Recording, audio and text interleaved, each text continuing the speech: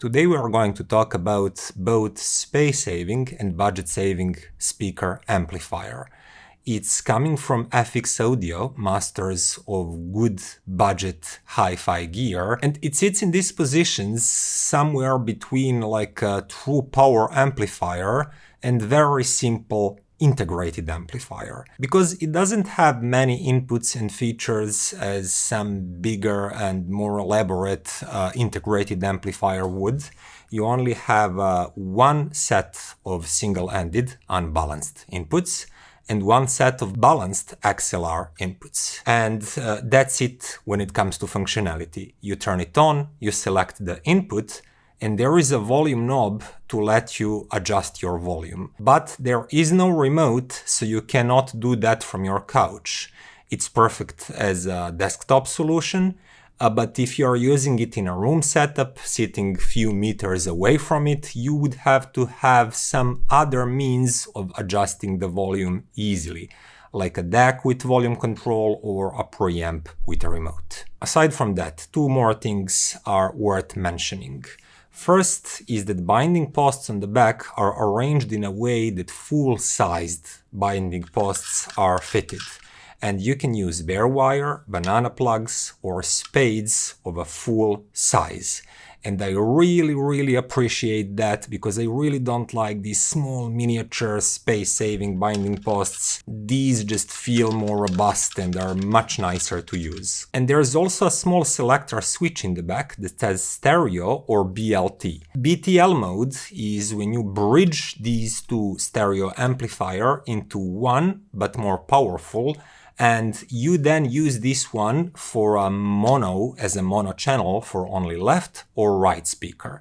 And in that case, you would have to purchase two of these to use them in a dual mono configuration. And you would get more power and some other sonic benefits, but we'll talk about that a bit later. If you decide to use these in a dual mono setup, you would have to correctly adjust both of these volumes at the same time, so you don't have any volume disparity between the left and right channel.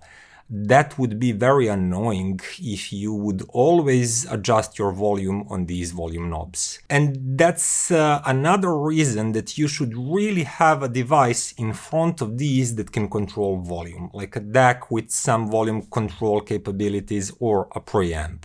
And you can just adjust the maximum volume that you want to use on these. You can fine balance it once and then leave it be, but actually control the volume another way. One last thing. Power.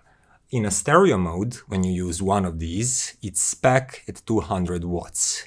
But in specs, it says that it's in 4 ohm loads, and all amps give a higher power into 4 ohms, so it's usually not the most honest way to declare the power of an amplifier. The closest thing to the industry standard would be in 8 ohms, and that would be 100 watts into 8 ohms. But it's also declared with total harmonic distortion of 10%, which is once again a lot. And it's not a proper way to disclose your power rating if you consider yourself to produce a hi-fi component and not some sort of cheap consumer electronics. Much more fair and common way for reputable brands is to declare power at no more than 1% of total harmonic distortion. And I do not have those numbers for these amps, but it would be tops 50 or maybe 60 watts at best. So from 200 watts in 4 ohms with 10% THD, we are coming down to much more realistic, like 40, 50, 60 watts into 8 ohms and normal harmonic distortion. And that power rating would be much more comparable to your traditional Class A B amps of old, like NADs, Rotels, Harman Kardon amps, etc. When they say they have like 30 watts or 60 watts, that's that kind of power. That said, that number is still good. That's still plenty of power for something that's quite small and compact. One last thing that I forgot to mention is that these have power supplies integrated in the box. So there is an AC power inlet in the back. There are no external bricks. I know some people really dislike them and some amplifiers have them, but this is a Class D design, so they actually managed to assemble all of that inside of this one aluminum box. But let's talk about how it actually performs.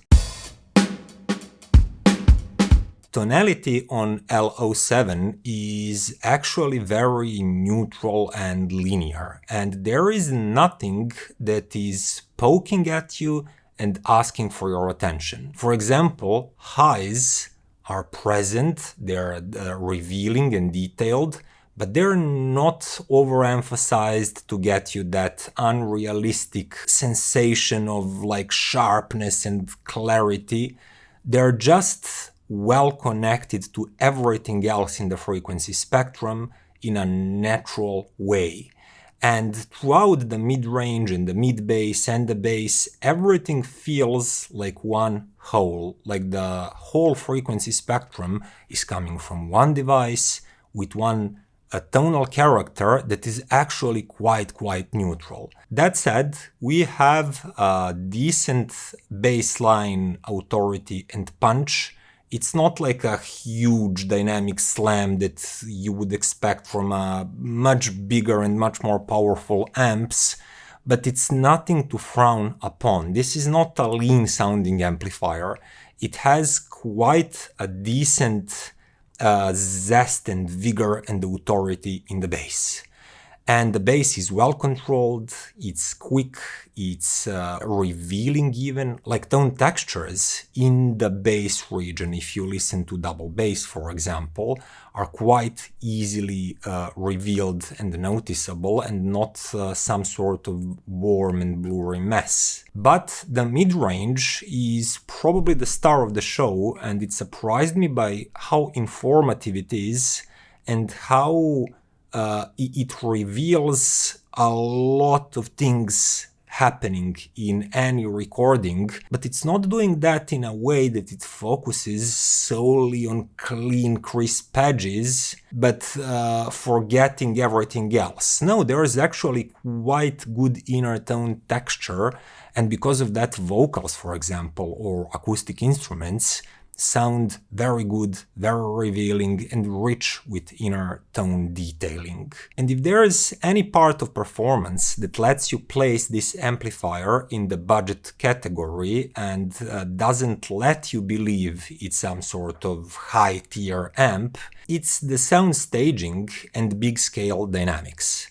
So starting with big scale dynamics, they're just not really there. This is a lively, vigorous sounding amplifier. It has very snappy, lively sound, and it does have good authority and good punch to some extent in the bass line. But when it comes to like huge dynamic swings, for example, if you are a fan of classical music and big orchestras, or movie music that can contain like huge dynamic swings with huge bass, you will hear some compression going on with this amp. And it's a similar thing with sound staging. Even if you connect a reasonably priced source like an R2R DAC that can create huge sound stage, this amplifier will not convey that. Everything will be more modest in between your speakers and like modestly deep. But in that soundstage, it will do a great job of separating and pinpointing instruments. So nothing is blurry or meddling with tones next to it. For example, if you have some vocal in the middle and a double bass next to it on the right, then some cello right next to it on the left, you will hear three perfectly separated tones, and each of them will be outlined cleanly and clearly, and they will be well controlled, well pinpointed in their positions. It's just the absolute scale that is not all that impressive. But that's not really a negative at this price, because no amplifier near this price can do that. It's just something that I'm saying because people lately got some ideas that things like this or Fosi amplifiers can fully compete with much pricier and much higher tier amplifiers. And while to a certain extent they really can, in terms of how neutral they sound and how many things from the recording they can dig out, they can reveal a tremendous amount of details. Those big dynamic swings and those huge sound stagings is something that they cannot really do. But what happens if instead of 1, you use 2 in this BTL mode? Well, first of all, power doubles. And you do not notice that as like twice the volume and dynamics and everything. Doubling the power goes a bit in reality. We hear logarithmically and not linearly, etc., etc. It's not really important for this video, but when you double the power, you do get slightly better dynamics and bass control. Also, because now the channels are separated into 2 different devices, you can easily hear better channel separation. The soundstage will be stretched more to the left, more to the right, and things inside the soundstage will be a bit more precise and layered with to even greater extent, with slightly more empty space between instruments. The difference is not huge, but it is noticeable. However, one interesting thing happens because of that increased clarity and increased bassline grip. The overall tonality appears to be just slightly leaner and grippier when you use 2 of these instead of 1. And when you return to using only 1, even though soundstage does collapse a bit, and also the bass line becomes slightly mellower, not as snappy and not as well controlled, that also creates milder sound signature with more of like warmth in the mid-bass and the mid-range, and just slightly milder and mellower sound signature that I know many people would call more musical. I personally wouldn't, because I do not use adjective musical that way, but when things blend a bit more, some people tend to call that more musical. And some people also prefer that, especially if you have a system that have tendency to sound a bit analytical. Maybe your speakers are, or your source like a DAC. So this can be pleasant, and while upgrading to 2 of these amps instead of 1 does yield several benefits, like slightly increased dynamics and sound staging, and a bit more snappiness and grippier, more precise bass line, it does shift tonality a bit towards leaner too, and if your system is leaner also, you might not like it. Now audios. First things first, Fosi ZA3.